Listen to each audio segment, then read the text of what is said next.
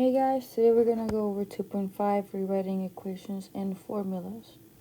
Our objective is to solve a formula for a given variable, solve an equation in two or more variables for one of the variables. A formula is an equation that states a rule for a relationship among quantities.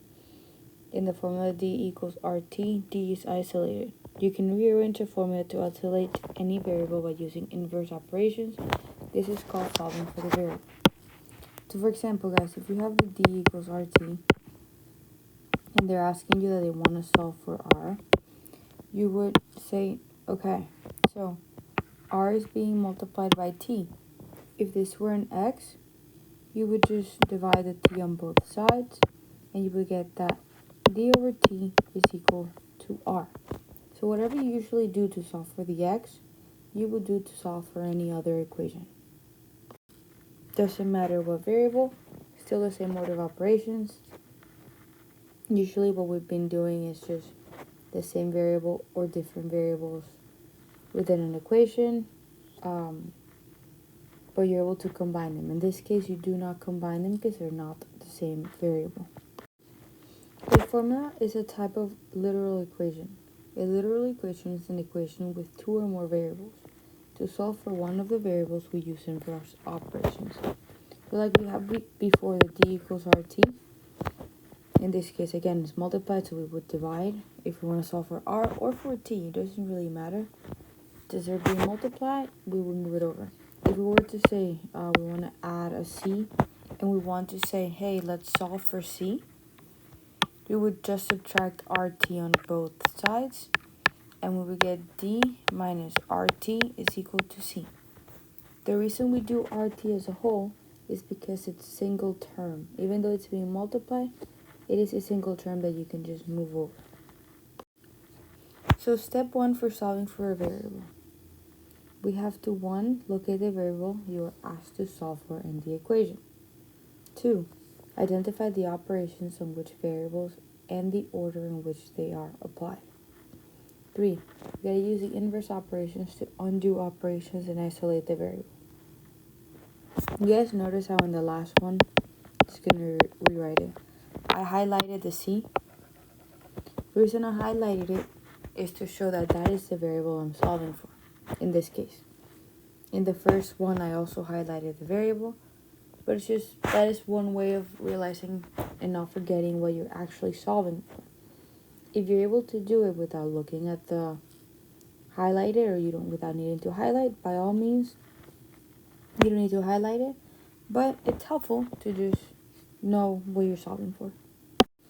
Okay, so this first one, they want us to solve for x, and as you guys know, x at least is in blue, so it's already identifiable. Amazing. In order to solve for x, remember, we want to isolate that variable. So since it's x plus y is equal to 15, we're just going to subtract the y on both sides to cancel it out, and we just get x is equal to 15 minus y.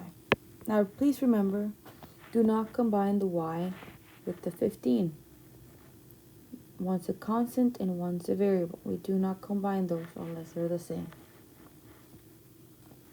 Now for b, they want us to solve for q. Again, it's highlighted.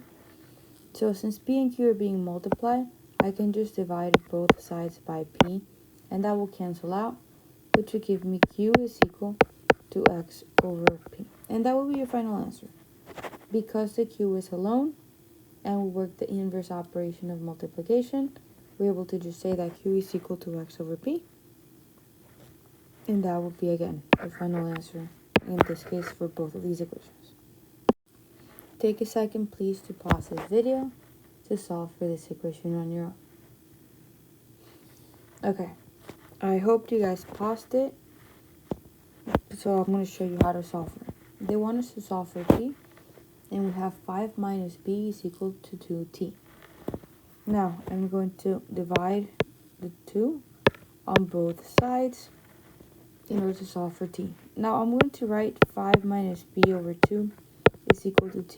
But please realize, we already talked about this in a few chapters ago, that 2 belongs to both of those numbers. You can can also write it as 5 over 2 minus b over 2 is equal to t. I will accept either this one or this one, but please remember that it is both. Alright, so the next example, we have the formula C equals pi d. Gives the circumference of a circle C in terms of diameter d. They want us to solve in terms of d. So I'm going to highlight that letter and say, hey, they want us to solve for that letter. Let's see what's going on. So the pi is being multiplied by the d.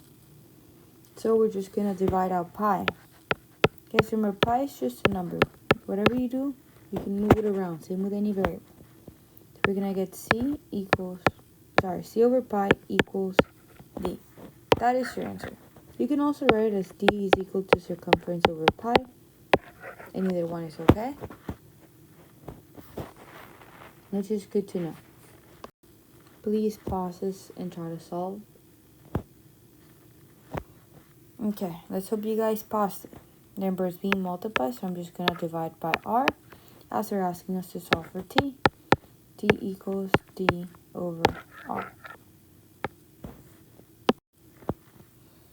The next one. The formula for the area of a triangle is a equals 1/2 base times height, where b is the length of the base and h is the height. Solve for h. Now they want us to solve for h, but there's a few terms, guys. We have this 1/2 and we have this b. Now, if I were you guys, I would take it one step at a time. Let's deal with the half first. Please remember that the half of an inverse is just 2 over 1. So I'm going to multiply the left and the right side by 2 over 1. When I do that, I get 2 over 1a is equal to bh. Now, I'm going to get rid of that over 1 as that is not necessary right now, because any number over 1 is just itself. Alright, perfect. We got one step down. I'm going to re-highlight the letter we're solving for. Awesome. So we're solving for h. Now, b and h are being multiplied. So I'm going to go ahead and divide both sides by b. And I'm going to get that 2ab is equal to h. Again, you're welcome to write it as h is equal to 2a over b. Either one is correct, and I will take either one in the quiz or class. Now, solve for the literal equation 3y plus 4x equals 9 for y. Now, they want us to solve for y. Please try to take a second, pause the video, and try to work it on your own. Alright, so I hope you guys paused. I'm going to subtract the 4x from both sides because I want to make sure that that term with that y is alone. Just going to rewrite it as 3y equals negative 4x plus 9. Also, guys, a lot of you would most likely have written it as 3y is equal to 9 minus 4x. And I want to tell you guys either way is okay, and it's correct. So I just prefer having the x in the front, but for now, it doesn't matter which way you do it, guys. Now, since I want the y to be alone, I'm going to divide both sides by 3. Again, please remember that 3 belongs to the 9 and also to the 4x. So you can get y is equal to negative 4 over 3x plus 9 over 3, which simplifies to y is equal to 4 over 3x plus 3.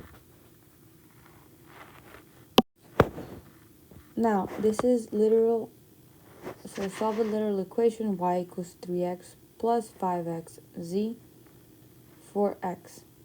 They want us to write the equation solving for x. Guys, I will explain this in class tomorrow.